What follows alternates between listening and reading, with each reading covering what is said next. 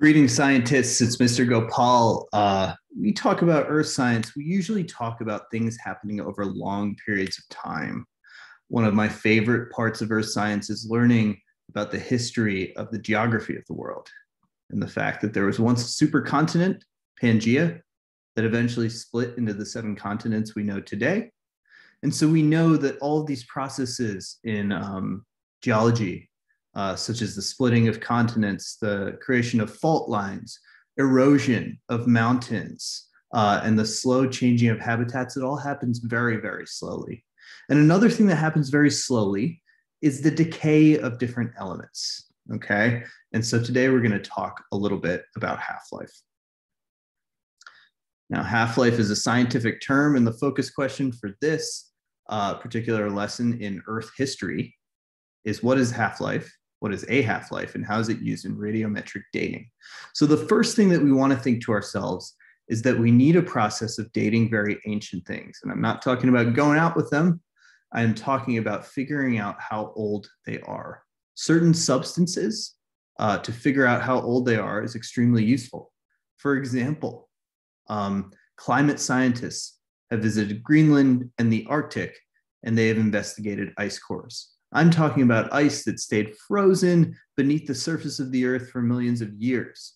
And by accessing some of the carbon trapped in that ice and figuring out how much of that carbon is left relative to how much there must have been in the atmosphere at a certain point, that gives us a sense of how old those ice cores are, which helps us figure out the future of the climate of the planet. So this stuff is really powerful. But in order to figure out how we get there, we need to examine half-life. And first of all, I'm just going to give you a definition.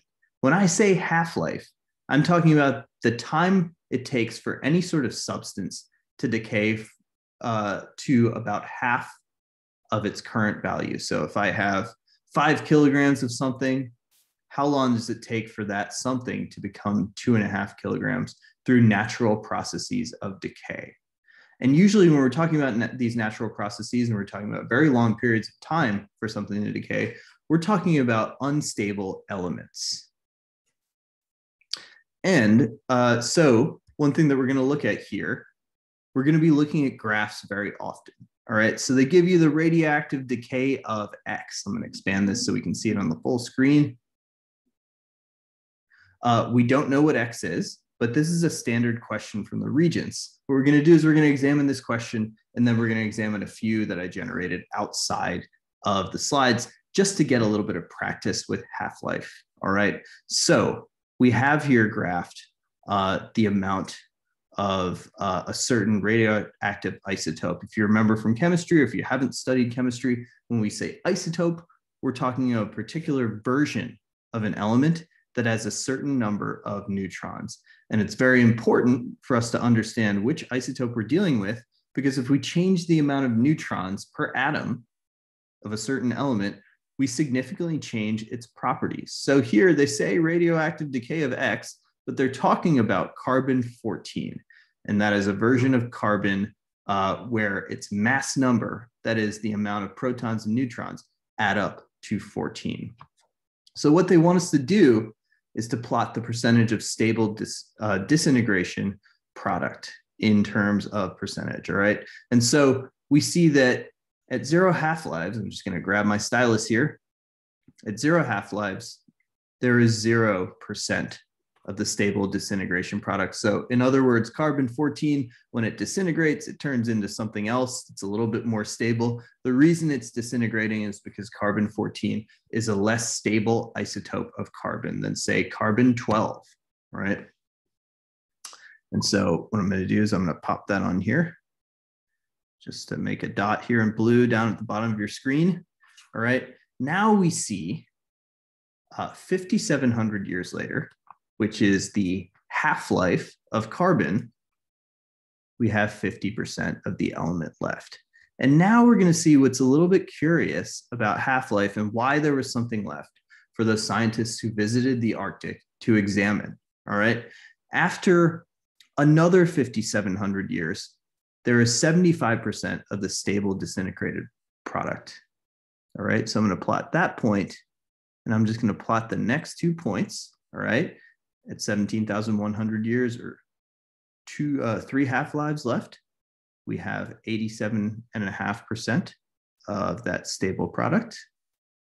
And then at 4 half-lives or 22,800 years, you see how I was talking about long stretches of time, we have 93%, 93.75% actually. And that's going to be about here. It's going to be a little over halfway between 90 and 95. So I'm going to put a dot about there. Now, if we were to connect these dots, I'm going to do that in a bright green color so you can see it. We can see that, actually, let me undo that and try that again.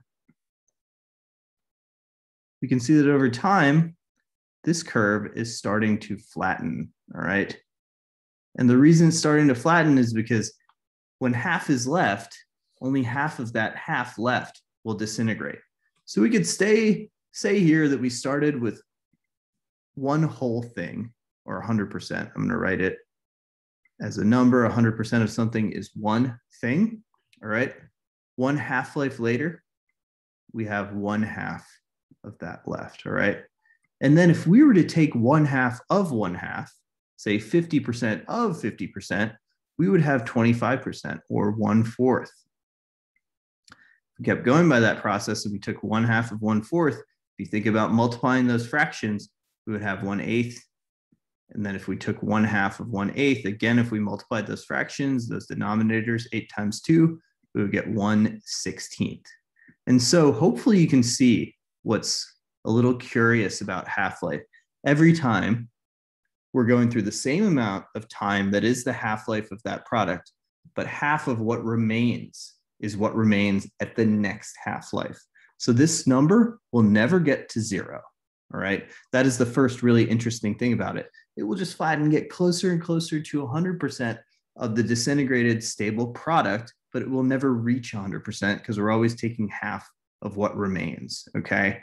This curve you could describe as acting a little bit like a logarithmic curve, all right? And you can see that it is the inverse or a mirror image of this exponential decay curve that goes down from 100 to below 10% over those 4 half-lives. So when we think about half-life, we're continually taking half of what remained in the previous cycle. We're never getting to 0. We're always getting tinier and tinier fractions along the way by multiplying what remains by 1/2 again and again and again, okay? And this is the way that these elements actually disintegrate and actually break down and decay. So it's very valuable to understand that by observing how much remains, we can try to figure out how much existed a long time ago. And we can figure out a lot about the way that the world was, its composition, and how that composition probably affected the climate, the flora and fauna and animal life, and other aspects that are very important for us to know. I'm going to clear this screen and let's take a look at a few problems. So these problems are going to be fairly simple, all right? What I'm going to do is I'm going to present my screen with a different set of problems really quickly, just to close out this exercise. So if we have some other problems, let's say we were looking at this one down here. Let me zoom in a little bit.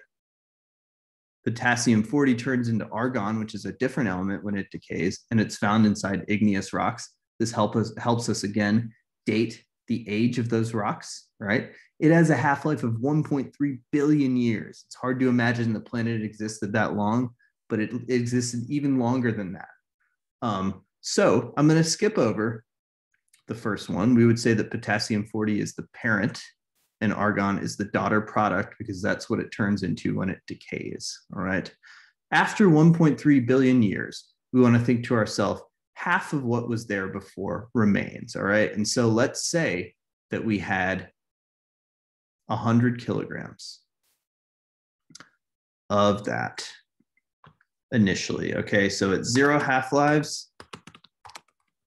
we had 100 kilograms. We want to think to ourselves, what is half of that? Half of that at 1 half-life later, that would be 50 kilograms, all right? So I'm gonna extend that screen. And now we want to think to ourselves, what percentage is that? So if I'm taking 50 over 100 and I want to express it as a percent, I put those numbers in a fraction. And I multiply by 100 because that's how I turn it into a percentage. And that, of course, the hundreds would cancel and I would have 50%. Okay, so after one half-life, I have 50% of what I had before, which makes perfect sense. Now, after another half-life, I need to enter into that process again. So I'm going to express 50% as a fraction, and I'm going to multiply that by 1/2. Let's see what we get. On top, we would have 50. On the bottom, we'd have 100 times 2, which is 200. And that would reduce to 1/4. Now, I'm not going to write the conversion again. Hopefully, you see how I did that. But I would get 25% for that. All right.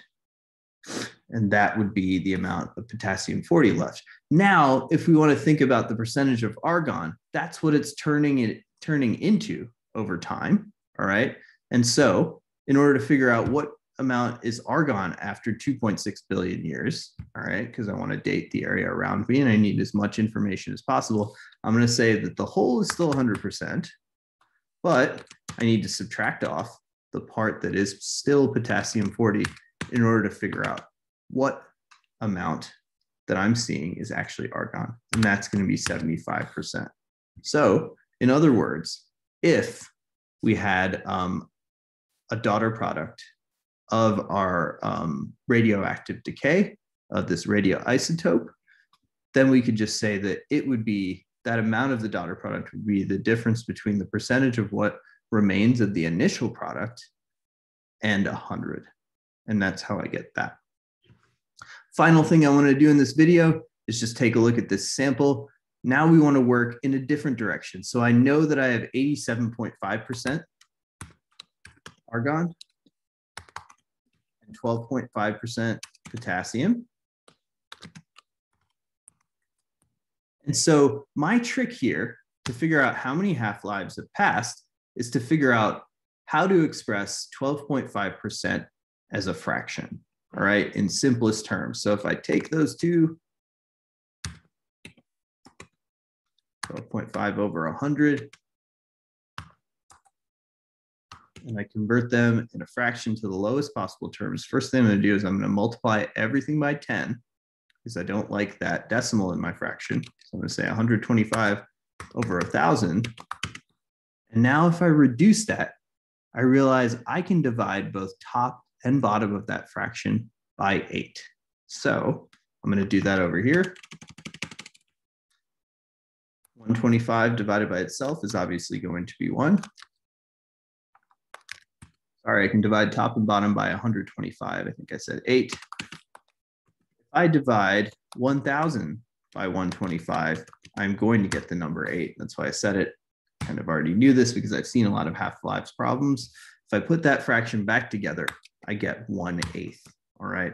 So I can see that 1/8 is the amount of the initial product left. Now let me change the color of my stylus. And I'm going to show you how to figure out how many half-lives have passed. All right. And so I want to figure out if I have 1/8 of my initial product, how many half-lives have passed?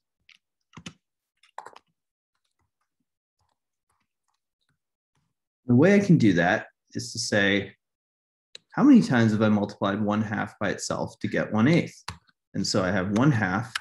I've taken it to some power. Let's call it x. And that's going to equal 1/8. All right. I know that if I raise a fraction to a power, I raise the top and the bottom. I know that raising 1 to any power is going to make 1. But so what I'm really wondering is 2 to what power? Over here, so it's a little bit clearer. 2 to what power equals 8? And now, if I multiply 2 by 2, I get 4. If I multiply 4 by 2, again, I get 8. That means that I've taken 2 to the third power to get 8. And so that means that 3 half-lives have passed. All right, let's count it out. After 1 half-life, 1/2 is left. After another half-life, 1/2 of that is left, which makes 1/4. After a third half-life, 1/2 of the 1/4 is left. If I do 1/4 times 1/2, I get 1/8. So another way to do it would be to be like 1 half-life is 1/2, another half-life is 1/4, another half-life is 1/8. If I kept going, I get 1/16. If I went to a 5th time, I would get 1/32. All right. So here we have a working way to calculate half-lives based on the information that the scientists would get in their hands if they examined something today. They need to work backwards by multiplying the percentage of the different elements in some compound that they find. Let's say it's a fossil or it's an ancient rock. They multiply the amounts they have relative to each other if they know what a certain substance will decay into. And by working backwards and multiplying by 1/2, they can figure out how many half-lives have passed. And finally, they can figure out the age of an ancient piece of the earth. So it's very powerful stuff. I hope you found these exercises to be a little bit helpful, and I will see you next time.